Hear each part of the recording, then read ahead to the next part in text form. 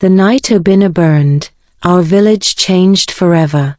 They said it was mob justice, but deep inside we all knew the truth.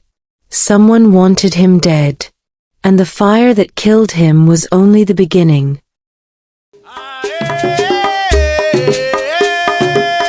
Tales of Africa by Mrprince.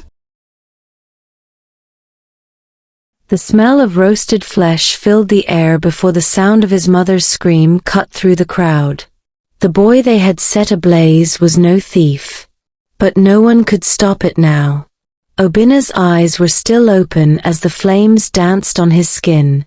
That was the day our village lost its soul. I stood there, trembling, my throat dry, unable to shout. It could have been me. In fact, it should have been me. I was on my way to see him. One more step and I would have been dragged instead. People whispered, mistaken identity, but no one wanted to take responsibility.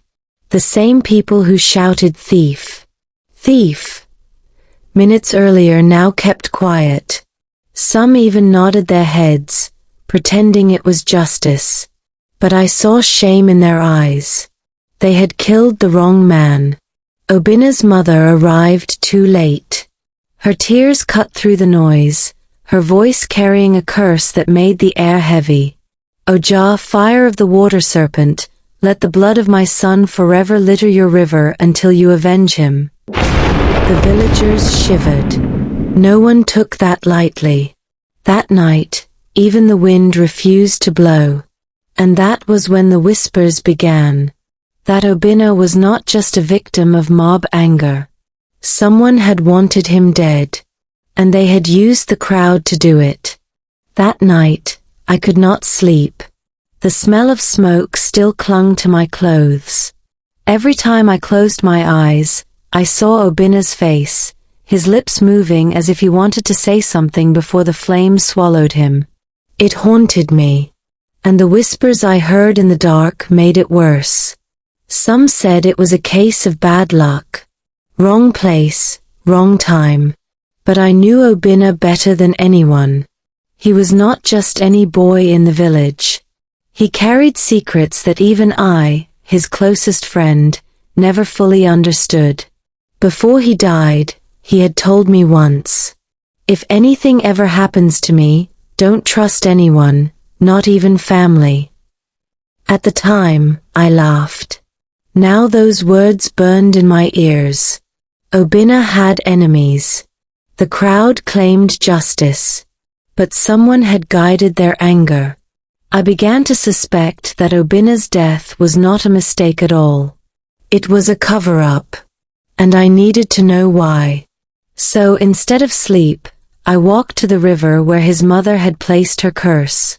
The water hissed as if it carried fire beneath. And for the first time, I felt something watching me. The curse had already started working. Obinna's mother, Mrprince, was no ordinary woman. The villagers respected her, but also feared her. Some said she came from a long line of women who spoke with spirits of the river.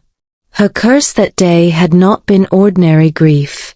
It was power. I visited her the next morning. Her face was swollen from tears, but her eyes were sharp. She looked at me as though she had been expecting me. "You saw it," she said before I could even greet her. "You saw how they wanted him gone." I tried to ask her who she meant, but she raised her hand.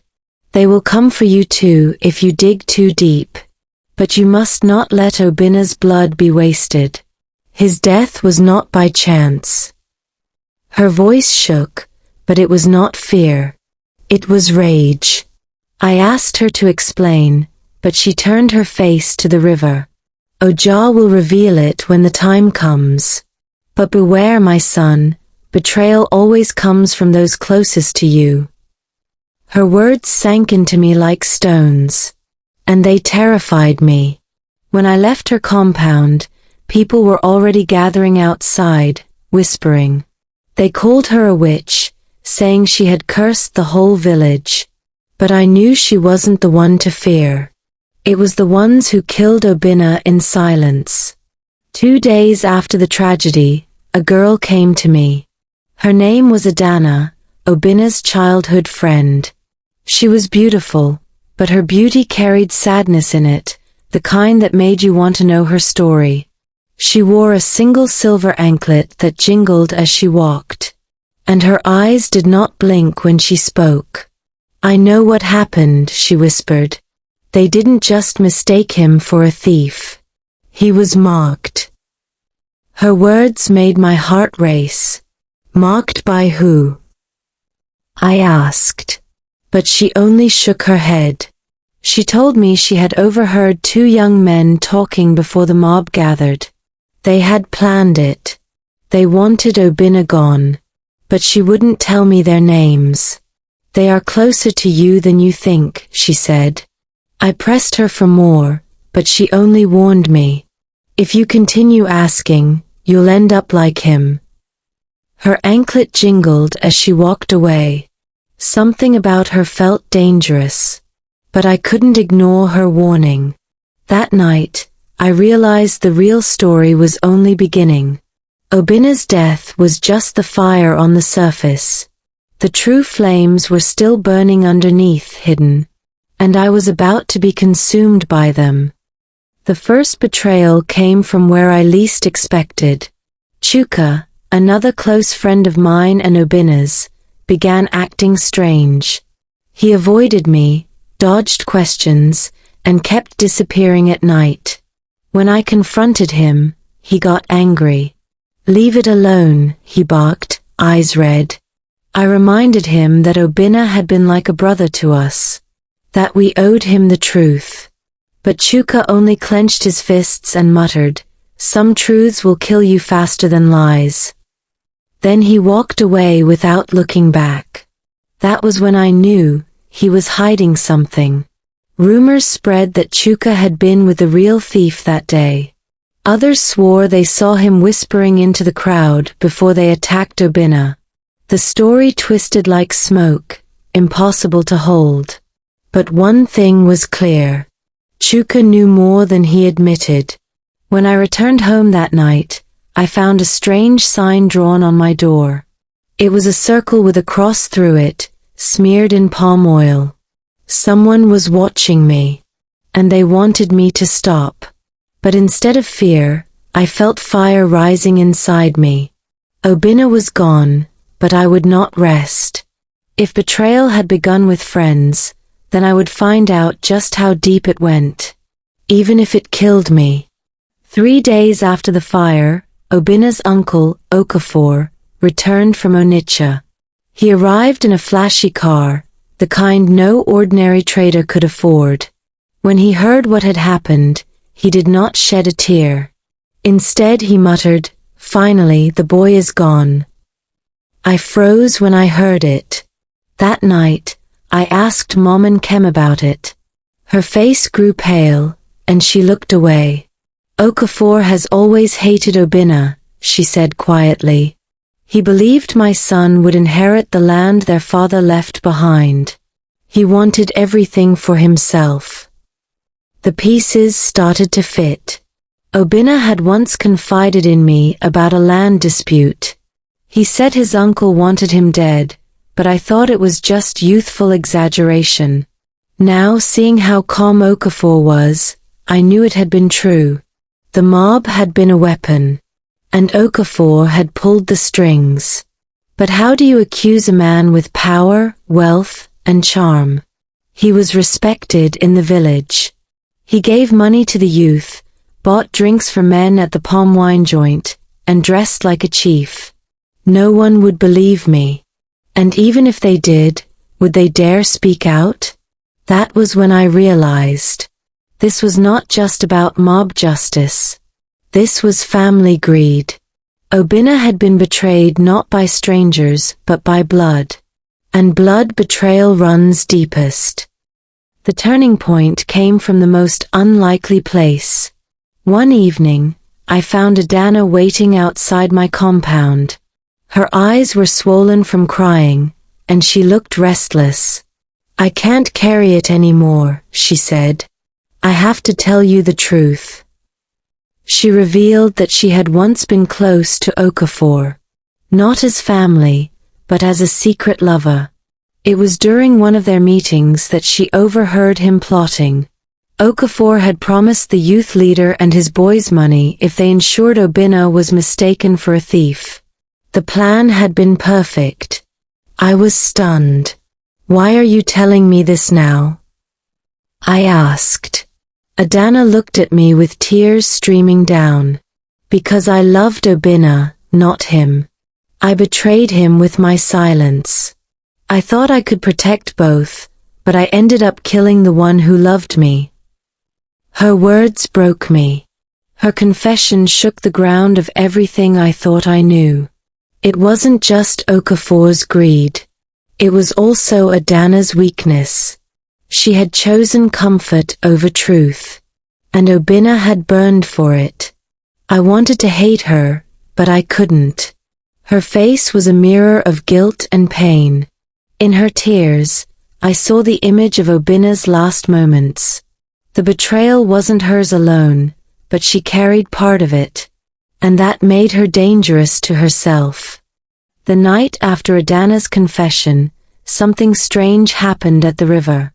The water rose higher than usual, even though it had not rained. The villagers said it was Ojah, the water serpent, answering Mrprince's curse. Some swore they saw a shadow moving under the current. The river was restless. That same night, Okafor's goats were found dead, their necks twisted unnaturally. People whispered it was punishment. But Okafor laughed it off. "Superstitions," he said. Yet his eyes betrayed a flicker of fear. Mrprince, however, did not laugh. She stood by the river every evening, speaking words only spirits could understand. Sometimes, I saw her trembling after, as if drained of life. But she never stopped. Her anger had become a prayer. I asked her if vengeance was truly the answer. She looked at me with fire in her eyes. "What justice has this land ever given us? If men fail us, let the river rise." Her words echoed in my chest, heavy like stones. And I began to wonder if even I could escape the curse. The villagers grew uneasy. They avoided the river, stopped fetching water from it, and whispered that Ojah was awake. But I felt something more terrifying. It wasn't just the river moving. The truth was moving too. It was during the market day that things turned bloody again. Okafor, drunk with palm wine, boasted too much. He laughed about Obinna's death, saying, "The boy was foolish. He stood in my way." Some youths overheard him. By nightfall, the news had spread like harmattan fire. That night, a group of young men stormed Okafor's compound with machetes. They wanted blood for blood. But Okafor was ready. He had hired thugs from another town, armed with knives and charms. The fight was brutal. I stood at a distance, watching shadows slash at each other under the moonlight. Screams tore through the air, and the smell of iron filled the night. By morning, 3 young men lay dead. But Okafor still stood, untouched, laughing like a demon. It was as if death refused to touch him. The village split into 2 after that. Some feared Okafor, bowing to him as though he were untouchable. Others despised him and whispered of revenge. But none dared to move against him openly. The fire that ate Obinna had now spread across the whole community. And in the middle of it all, I felt trapped. The truth was eating me alive. But I knew if I spoke out, I would be next. And perhaps worse. My family would pay for it too. The end came when no one expected it. One evening, while Okafor was returning from a drinking spot, he staggered by the river. Witnesses said he mocked Ojah aloud, spitting into the water. Then suddenly, he slipped and fell in. He never came out.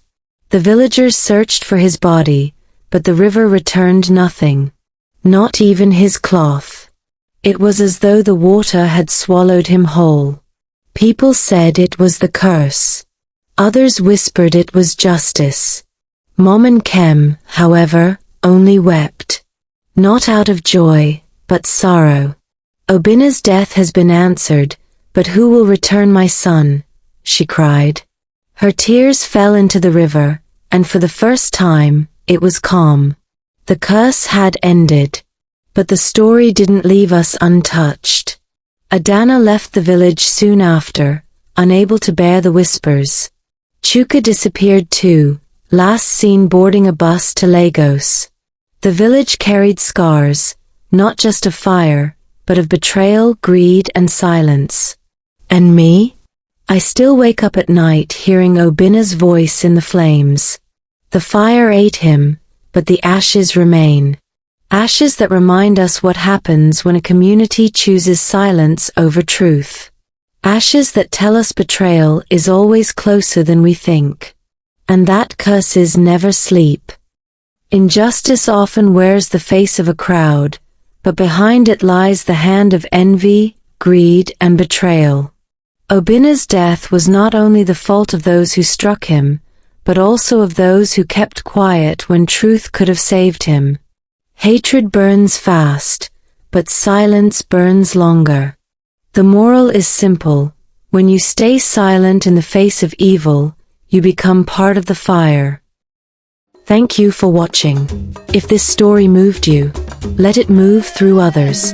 Share your thoughts below and subscribe for more real African tales.